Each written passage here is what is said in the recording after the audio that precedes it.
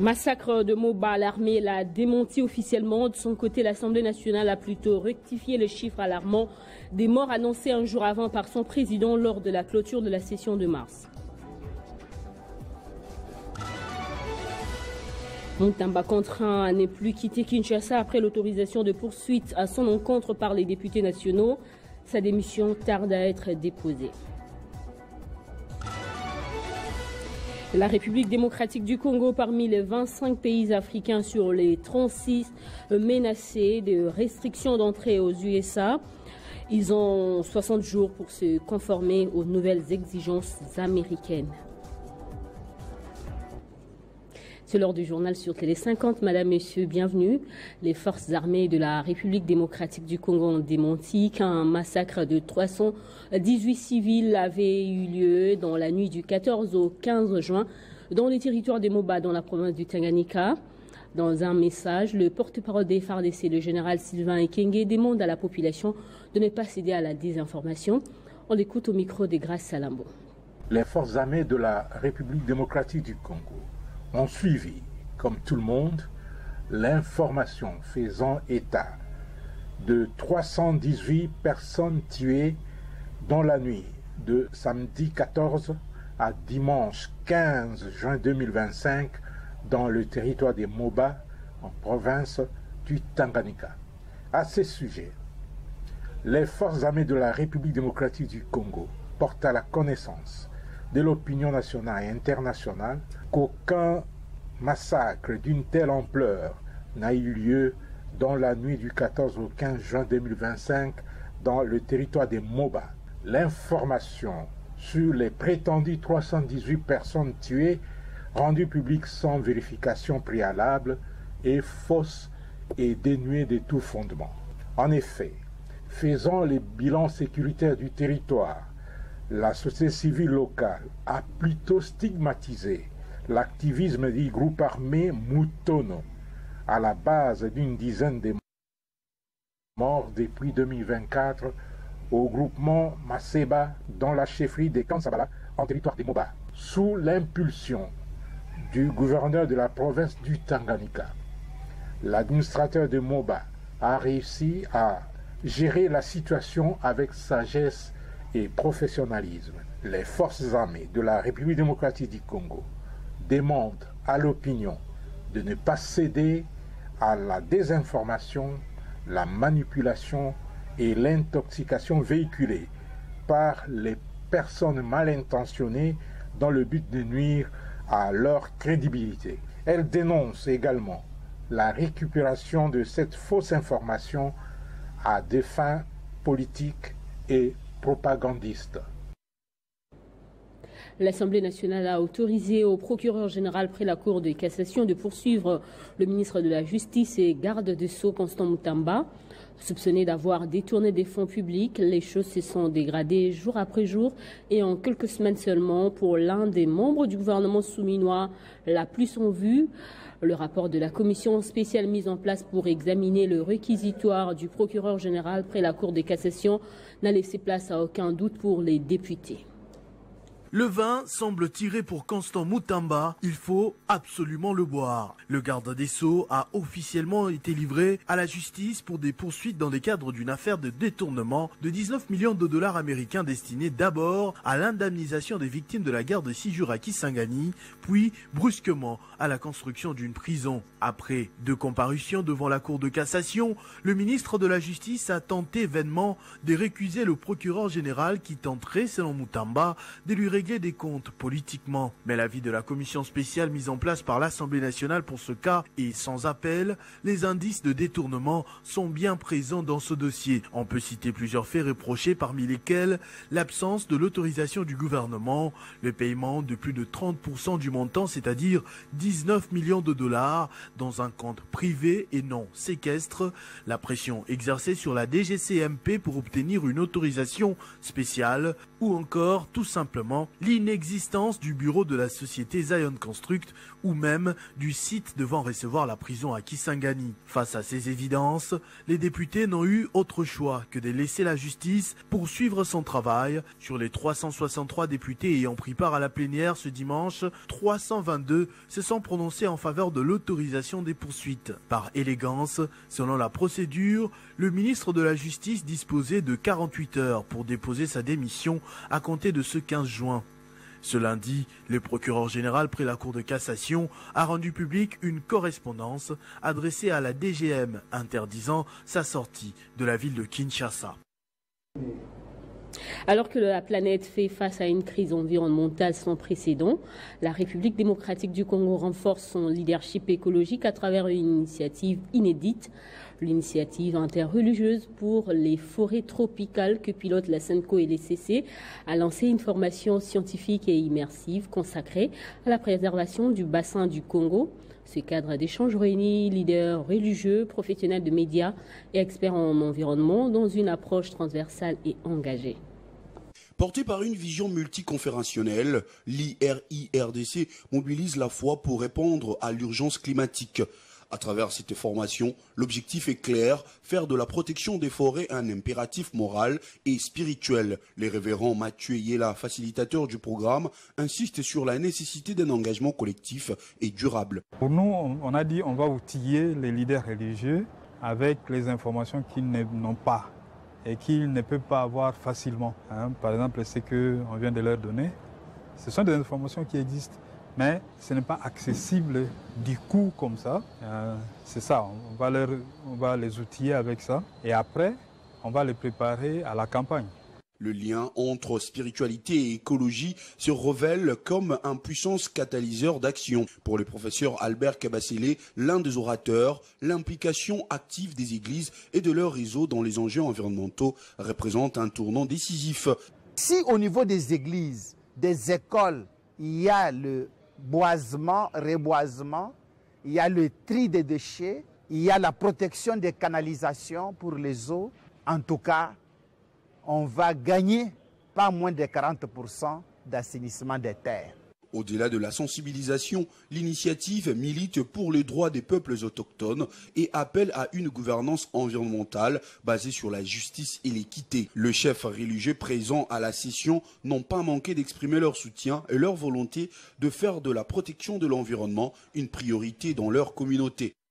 Ce qui est vrai, c'est que c'est une initiative louable. À partir du moment où ça vise la protection de la nature, ça touche l'environnement où nous, les églises, les peuples des dieux et particulièrement les citoyens congolais, nous vivons. Et la nature fait partie de notre vie. Étant donné que nous faisons partie, nous sommes partenaires des URI, c'est justement dans cet objectif. Donc nous avons fait cette initiative et nous allons nous acquitter aussi de ces devoirs de manière agréable parce que notre population, les chrétiens salutistes, vivent dans cet environnement qui doit être protégé à tout prix. Le choix du centre Texas Bilembo comme lieu de lancement traduit une volonté d'associer écologie, culture et éducation. Véritable carrefour pédagogique, ce site servira des tremplins pour une expérience terrain des participants prévue dans la grande forêt de Mayombe au Congo central. À travers cette action, l'IRIRDC inscrit durablement l'écologie dans les discours religieux, sociaux et culturels, offrant un modèle innovant des plaidoyers pour un avenir plus vert et plus inclusif. Succès diplomatique de la RDC, retrait du Rwanda de la communauté économique des États d'Afrique de l'Est. Les réactions continuent de tomber. La dernière en date est celle de Freddy Kita, ancien vice-ministre de la coopération internationale. À l'occasion, il présente l'unité comme la recette des Congolais ou encore la recette contre la balkanisation. Il a lancé un appel à tous les compatriotes qui ont pris les armes à privilégier l'intérêt national du pays. Pour Freddy Kita, la résolution du Conseil de sécurité des Nations Unies n'est pas seulement une victoire de la RDC, mais une victoire du droit, de la vérité et de la paix. Il salue les avancées engrangées depuis l'accession du président Félix Tshisekedi au pouvoir. D'Addis Abeba à Ottawa, en passant par Paris, New York, Bruxelles, Oslo et Genève, la diplomatie agissante a fait entendre la voix de la RDC est sur la scène internationale. Avec le retrait du Rwanda de la CEEAC, les membres de la majorité au pouvoir encouragent Kinshasa à pousser encore les bouchons afin de coincer Kigali dans les organisations internationales. Il invite le président Tshisekedi à lancer la candidature de la RDC au poste de secrétaire général de la francophonie, dont les élections sont prévues en 2026. Nous tenons, comme un grand pays francophone, à récupérer ces fauteuils de secrétaire général pour que la RDC aussi soit au devant de la scène. Parce que, comme je dis dans mon speech, il y a plusieurs années, depuis, je dirais, l'époque de Mobutu, on ne parlait plus de la RDC au devant de la scène internationale. Là, nous commençons maintenant à récupérer petit à petit notre fierté en tant que nation.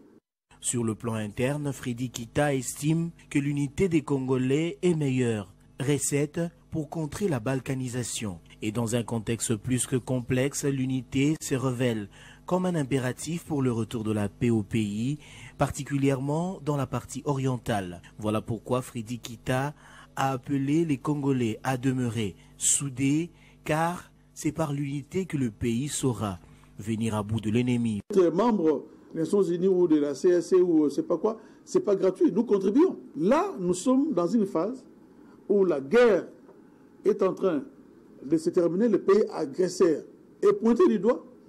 Les Nations Unies ont pris une résolution ferme et là, on dit maintenant merci à cette communauté internationale. Enfin, il lance un appel à tous les compatriotes qui ont pris les armes contre le pays à revenir à la raison et à déposer les armes, tout en implorant le pardon du président Tshisekedi en faveur des Congolais égarés. Le Conseil des droits de l'homme de l'ONU a écouté un exposé de la mission d'enquête sur la République démocratique du Congo. Selon le haut-commissaire aux droits de l'homme, plusieurs cas graves de violation de droits humains sont signalés au nord et au sud Kivu. Le Conseil intensifie la pression sur le Rwanda, exigeant le retrait de ses troupes du sol congolais. La mission documente des violations et atteintes aux droits humains d'une ampleur et étendue effroyable. Il est très préoccupant que les affrontements continuent sans répit dans le nord Kivu et le sud Kivu. J'appelle toutes les parties au conflit à s'engager immédiatement en faveur d'un cessez-le-feu et à reprendre les négociations et de respecter le droit international humanitaire et les droits humains. Je renouvelle mon appel au Rwanda à retirer ses troupes du territoire de la RDC et à cesser tout soutien au M23. J'appelle aussi tous les États qui ont une influence sur les parties au conflit à encourager le respect du droit international. Je les exhorte à faire tout ce qui est en leur pouvoir pour répondre à cette grave crise dans cette région et à soutenir les efforts de médiation pour trouver une solution durable, notamment en traitant les causes profondes de cette instabilité.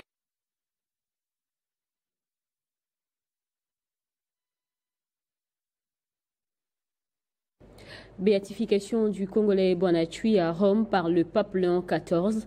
La ministre des Affaires sociales Nathalie Aziza Mounana a pris part active à la cérémonie et salue le sacrifice de ce jeune qui a refusé de se compromettre en gardant sa dignité.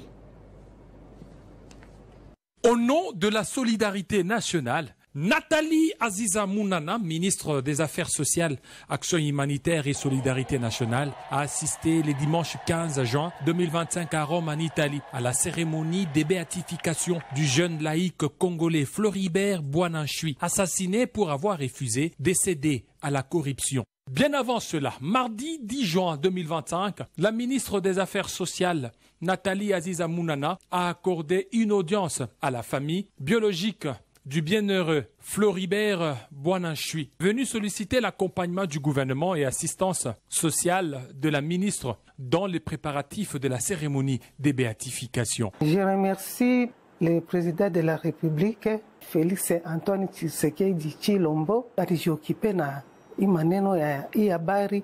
Je remercie également Madame Son Excellence Aziza Mounana, le ministre des Affaires sociales. Il a été reconnu martyr. C'était au mois de novembre de 2024 par le pape François de Rez Mémoire. Et maintenant, le successeur du pape François, sa sainteté le pape Léon XIV, a programmé à ce qu'il soit béatifié ce 15 juin 2025 à Rome.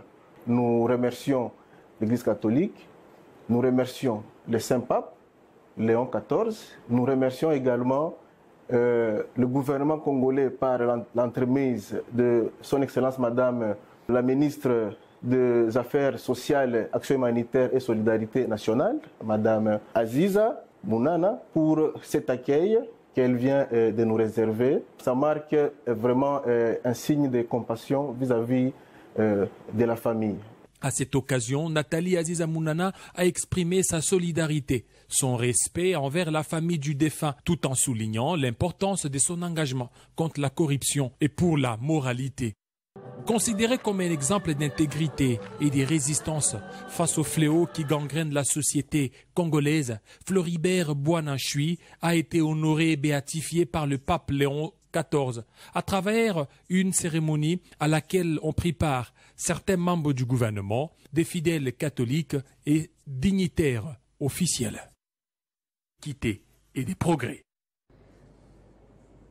La Ligue de jeunes villes de Kinshasa du parti politique Union congolaise, parti cher au vice-premier ministre en charge de l'économie nationale Daniel Mukoko Samba, a organisé une conférence scientifique sous le thème « Diversification de l'économie congolaise, défis et opportunités pour un Congo émergent, horizon 2030 ». Un cadre d'échange fructueux pour l'éclosion de l'économie congolaise qui a connu la participation de plusieurs experts du secteur. Des cadres et militants du parti politique Union congolaise, des invités des marques, mais aussi le secrétaire général du parti et le secrétaire exécutif de la ville de Kinshasa ont répondu présent à cette conférence scientifique. À l'heure où l'économie congolaise demeure centrée et dépendante du secteur extractif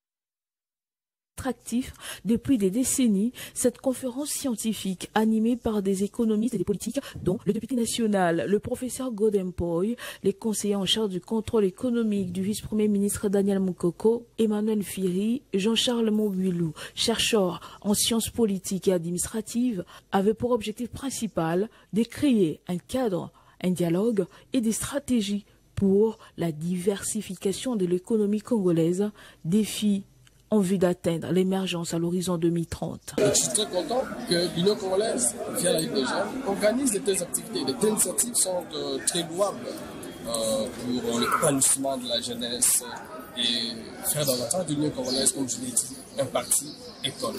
Merci. Une initiative louable, saluée par le jeune. Il faudra maintenant réfléchir comment rendre cette économie plus diversifiée. Ça veut dire que à plus de 80%, l'économie a toujours dépendu depuis des décennies des matières premières, donc du minerai. Donc elle est susceptible au choc, notamment des coûts des matières premières. Et donc il est question pour relancer l'économie congolaise de pouvoir voir quels sont les secteurs qui peuvent être porteurs de croissance au-delà des mines. Profitant de l'occasion, le conseiller en charge du contrôle économique du vice-premier ministre, ministre de l'économie nationale, a également martelé sur les grandes réalisations de Daniel Mukoko Samba à la tête de ce ministère durant sa première année, des réalisations qui ont été profitables à la nation, mais aussi au panier de la ménagère. À Kinshasa, la menace des érosions gagne du terrain, transformant certains quartiers en zones à risque. Les habitants du quartier Chibanda Kogelo, situé dans la commune de Mongafula, constatent malheureusement l'aggravation de l'érosion. Malgré les alertes, les réponses des autorités tardent à venir. Constat de Eliane Missinga, rendu ici par Héritier Tambois. Cette présence forte des têtes d'érosion dont est victime le quartier Chibanda Kogelo Mbiti à quelques mètres du plateau des professeurs laisse la place à une urgence humanitaire qui n'est dit pas son nom. Selon les habitants du quartier, chaque pluie devient une épreuve transformant le paysage urbain à un champ des ruines ouvrant la porte à une véritable crise sociale et urbaine. Les habitants ont laissé entendre également que les problèmes ne datent pas d'hier. Depuis plusieurs années, des voix s'élèvent pour dénoncer l'urbanisation anarchique, l'absence de canalisation, les déboisements et le manque des politiques de gestion des eaux pluviales. Ce quartier est devenu le reflet d'un abandon total de la part des autorités, confient les habitants de la circonscription. Outre la perte des logements, les conséquences sont lourdes. Des routes devenues impraticables, isolant les habitants. Les écoles de la région, elles, voient leur fréquentation baisser. L'érosion n'est pas qu'un danger physique, elle freine aussi toute forme de développement local. Certains jeunes du quartier tentent d'agir par eux-mêmes, posant des sacs de sable, détourner l'eau avec des canaux de fortune, creusés à la main, mais face à la force de la nature, leurs efforts restent limités. Dans le reste du continent, en raison de troubles à l'ordre public, le Togo a pris la décision de suspendre la diffusion de France 24 et RFI, deux médias français, pour une période de 3 mois à compter du lundi 16 juin. De nombreux observateurs estiment que cette mesure constitue une violation de la liberté de presse dans ce pays d'Afrique de l'Ouest. Lundi 16 juin 2024, un communiqué de la Haute Autorité de l'Audiovisuel et de la Communication a officialisé cette décision. La HAAC a expliqué cette suspension en raison des manquements récurrents déjà signalés et formellement soulignés concernant l'impartialité, la rigueur et la vérification de faits. Selon les autorités togolaises, ces deux chaînes émettent des contenus biaisés et inexistants qui nuisent à l'image du pays et à sa stabilité. Les deux chaînes, RFI et France 24, ont déclaré être surprises d'apprendre sans préavis qu'elles étaient suspendues de leur diffusion et réaffirment en même temps leur engagement envers le principe déontologique du journalisme. Cette décision porte atteinte à la liberté de presse et au droit à l'information. On note également des déclarations publiques de la correspondance régionale pour France 24 qui appelle à l'action contre les institutions républicaines ainsi que des commentaires diffusés dans le journal Afrique et dans une chronique de RFI qui affiche un caractère biaisé. En international, 36 nouveaux pays, dont 25 africains, sont désormais menacés de restrictions d'entrée aux États-Unis. Parmi ces États du continent, la République démocratique du Congo est également visée. Eux tous disposent de 60 jours pour se conformer aux exigences américaines, faute de quoi leurs ressortissants se verront carrément refuser l'accès au territoire de l'oncle Sam. Jusqu'où ira l'administration Trump? Pas une nouvelle semaine sans une note circulaire. Les décisions pleuvent, contredites parfois, mais l'homme à la Maison Blanche n'abdique. La sécurité des Américains prime avant tout, comme il aime bien le dire, et cela en va à l'interdiction d'entrer aux États-Unis pour les ressortissants de plusieurs pays, majoritairement africains. Après une liste des 12 nations, en début juin, voilà une nouvelle publication des 36 autres, catégorisés en 25 pays du continent africain, dont la République démocratique du Congo.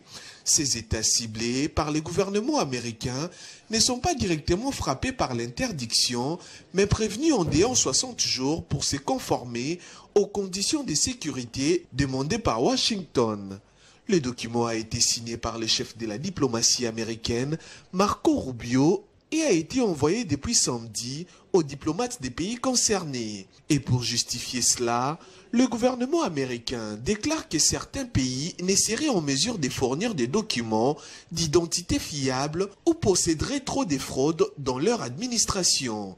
Cette menace dénommée Travel Ban était dans la bouche de Donald Trump depuis le 20 janvier dernier lors de son investiture, d'où il avait demandé au département d'État et de la sécurité intérieure, ainsi qu'au directeur du renseignement national, de rédiger un rapport sur les attitudes hostiles à l'égard des États-Unis et sur la question de savoir si l'entrée de certains pays représentait un risque sur la sécurité nationale américaine.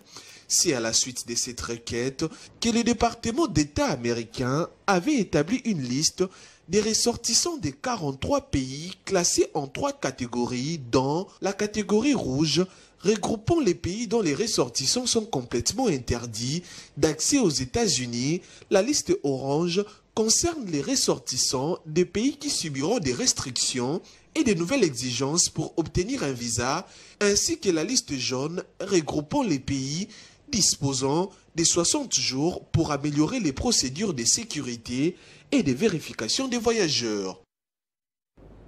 Donald Trump a quitté prématurément le sommet du G7 hier lundi, suscitant une vague de spéculations sur les raisons de son départ. Le président américain a tenu à préciser que son retrait n'était en aucun cas lié aux discussions actuelles sur un éventuel cessez-le-feu entre Israël et l'Iran, qu'il juge secondaire face aux priorités américaines.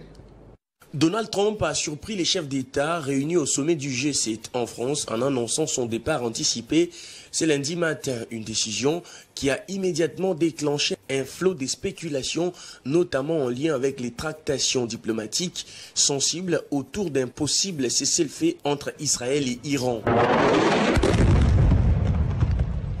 Mais fidèle à son style direct, Trump a rapidement tenu à clarifier la situation en disant « Je pars pour des raisons logistiques, ça n'a rien à voir avec les pourparlers entre Israël et Iran. Croyez-moi, je serai les premiers à vous le dire si c'était le cas. » Les tensions entre Israël et Iran ont dominé les discussions informelles en marge du sommet. Plusieurs pays européens plaident pour une désescalade rapide. Interrogé sur sa position à ces sujets, Trump s'est montré sceptique en disant « Ce cessez-le-feu ne tiendra pas. Ce que je veux, c'est qu'on se concentre sur la sécurité des États-Unis, pas sur des conflits sans fin dans lesquels on nous entraîne. » Les observateurs politiques y voient un signal clair adressé à sa base électorale à quelques mois d'une présidentielle américaine où les enjeux internationaux sont relégués derrière les préoccupations économiques et migratoires nationales.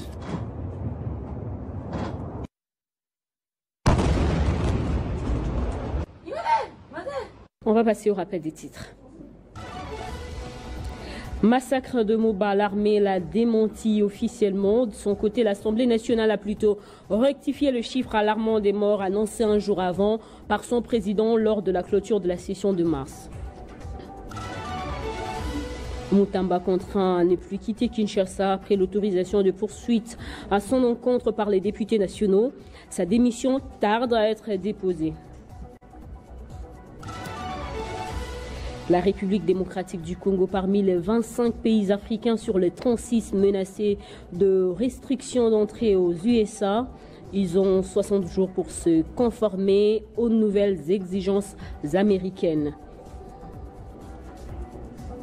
Ne nous quittez pas, la revue de presse est dans un instant.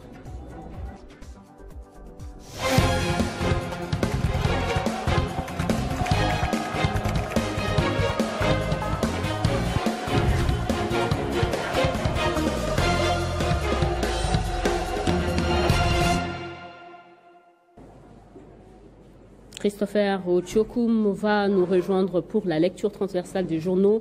Sidinfo et autres, bonjour. Bonjour et merci de me recevoir, Bédrine Nkenge. Vous nous parlez de deux jeunes qui font la une de tous les journaux en ces débuts de semaine. Oui, Bédrine, à première vue, ces deux jeunes n'auraient pratiquement rien en commun, si ce n'est que la nationalité congolaise. Mais comme vous l'avez dit, ils font tous les deux la une des journaux en ces moments. Mais attention, pas pour les mêmes raisons.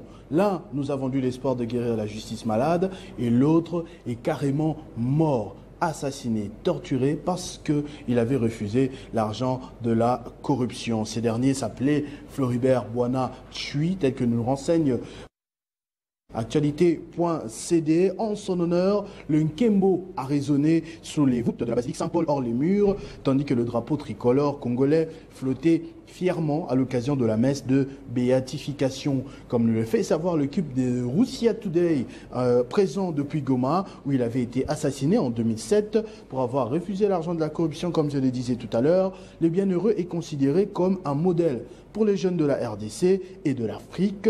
Son témoignage puissant donne du courage et de l'espérance aux jeunes dans le pays et dans tout le continent. Le gouvernement congolais était représenté à ce rendez-vous, ce moment historique, par une importante délégation. Son porte-parole que vous êtes en train de lire a été attentif au discours de Léon XIV évoquant les 3 P, pas Patrick comme Patrick Muyaya, mais les 3 P pour dire prière, pauvre et paix. Ces 3 mots qui résument si bien la vie du bienheureux Floribert Bwana Chui, selon le Saint-Père Léon XIV. Patrick Muyaya a souhaité que par l'intercession de la Vierge Marie et du bienheureux Floribert, que la paix soit au plus vite instaurée en République démocratique du Congo et dans toute l'Afrique. Cité par la chaîne catholique KTO, le cardinal Fridolin Ambongo, qui bien évidemment était de la partie, a lancé à son habitude un message aux politiques congolais chargés de la gestion de la Respublica. Nous accueillons cette béatification comme un appel à davantage de transparence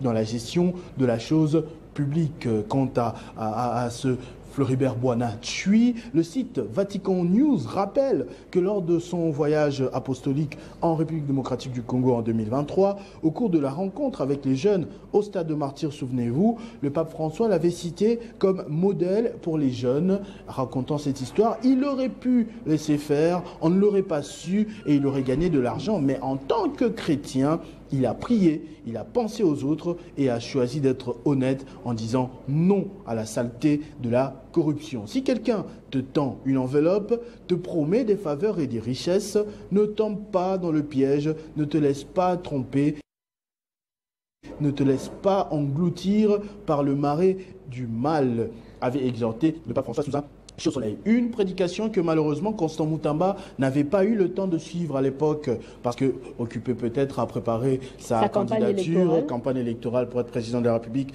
en 2023. Je suis allé chercher chez Stanis Boujakera, c'est qu'on reproche à notre ministre de la Justice. Tenez-vous bien, il s'agit d'une liste longue comme le bras de Mutombo Dikembe, que Dieu ait son âme, absence d'autorisation du gouvernement, inexistence du bureau de la société Zion à l'adresse indiquée, site devant recevoir l'ouvrage inexistant tel que renseigné par le ministère, montant exorbitant du paiement au-delà de 30%, non-dépôt des documents à la DGCMP pour l'obtention de l'avis de non-objection, le paiement effectué le 16 avril de 19 millions dans un compte privé et non séquestre, pression exercée sur la dame de la directrice générale ad intérim pour obtenir l'autorisation spéciale. Les détournements a lieu au moment où la somme a quitté le compte du gouvernement vers un compte privé, a chuté Stanis Boujakera. Des justiciers a accusé Jeune Afrique, le titre si bien rappelant les espoirs. Est-ce qu'on peut voir Jeune Afrique, Jocelyn ?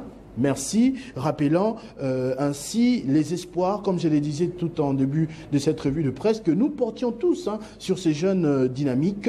Nous sommes tous tombés des nues au regard de toutes ces révélations qui ont poussé la Commission à conclure que des indices sérieux de culpabilité sont là et que l'intéressé doit être poursuivi pour culpabilité, et il doit être poursuivi pour détournement, un retournement spectaculaire pour celui qui était à la manœuvre dans l'offensive judiciaire dirigée contre Joseph Kabila et le M23. D'ailleurs, pour sa défense, certains de ses sympathisants s'appuient sur le fait que le malheur de Constant Moutamba est en train de réjouir, par exemple, le Rwanda. On voit une capture d'écran de Simeon Isako ici avec le ministre des Affaires étrangères du Rwanda. Il est en train de faire ce parallélisme là, mais on va surtout se renseigner auprès de Voice of Congo, c'est-à-dire la capture suivante qui résume au mieux la situation. Voice of Congo, s'il te plaît, Jocelyn. Donc, le ministre rwandais des Affaires étrangères a réagi avec sarcasme aux poursuites judiciaires visant Constant Moutamba, ministre congolais de la Justice. Olivier Ndurugirehe, désolé de massacrer son nom, je suis sûr qu'il ferait la même chose avec le mien, a partagé une ancienne vidéo où Constant Moutamba promettait la peine des morts aux détourneurs des fonds publics, commentant: quand l'excès de populisme, de xénophobie, d'idéologie du génocide et de haine anti-Rwanda vous reviennent dans la figure en boomerang, la loi du karma, hashtag, la situation fait réagir tout le monde, à l'image de cette caricature que m'a partagée Nathan Diamoité tout à l'heure de Mediapro, qui se demande comme si Matata Pogno, très bientôt, Constant Moutamba aussi, désormais ministre des missionnaires, aura besoin de s'extirper du pays en douce. Vous voyez, il appelle Matata Pogno doyen, c'est Constant. Oui, Constant, mais pourquoi tu utilises un numéro masqué? Et à lui de dire: il y a urgence, doyen. Est-ce que tu peux me dire quels moyens tu avais utilisé pour te retrouver de l'autre côté de la frontière? Un autre qui se moque de lui, c'est Merveille Baelengue. Donc, vous vous rappelez, la tête avait été mise à prix autrefois par Constant Moutamba. Il utilise une vidéo de petit Constant Moutamba feignant de fuir Kinshasa par la pirogue, comme pour dire, Bédrine, que l'exclusivité coûte cher. Votre entourage vous ferait mieux de le mériter plutôt que de l'acheter. Merci Christopher, c'était la revue de presse. Merci Bédrine. À vous tous, merci de votre attention soutenue. L'info revient à chaque heure.